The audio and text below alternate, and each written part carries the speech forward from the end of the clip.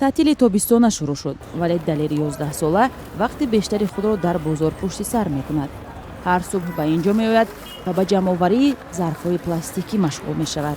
بعداً آنها را به مکانی می برد که بر عوض ظرف‌های جمع آورده‌اش برایش مبلغ می دهند.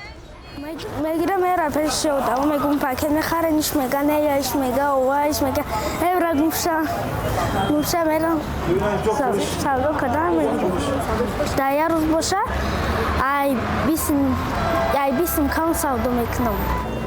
پدر دلیر در روسیه مهاجر است و تربیه او و 2 برادر دیگرش را مادر به عهده دارد.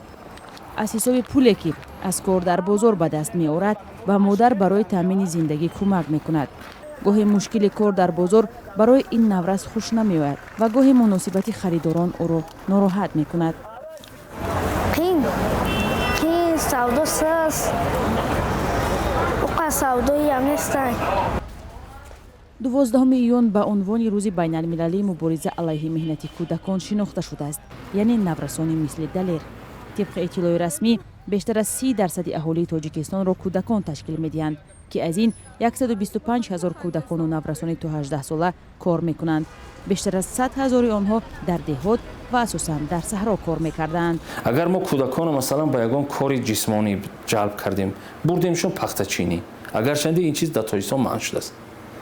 قریب 10 سال باز با سپارش بی‌واسطه پرزیدنت یاش از مقامات میگویند شمار کودکانی که به کار جلب شدند نسبت به 10 سال پیش بیشتر از 10% کاهش یافته است، ولی کارشناسان میگویند راه و شیوه مبارزه با این روند در کشور نتیجه ساز نیست، زیرا منظره عمومی و آمار دقیق وجود ندارد.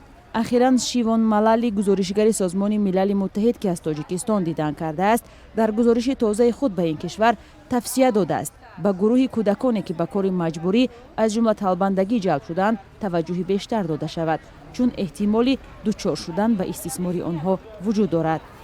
اما دلیر قهرمان گزارش ما صرف نظر از روزگاری سنگین آرزوهای کوچک هم دارد.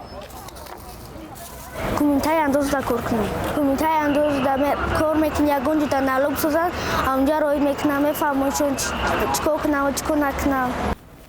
دلیر چیزهای زیاده برای رسیدن به آنها دارد، ولی رسیدن به آنها زمانی زیاد دارد.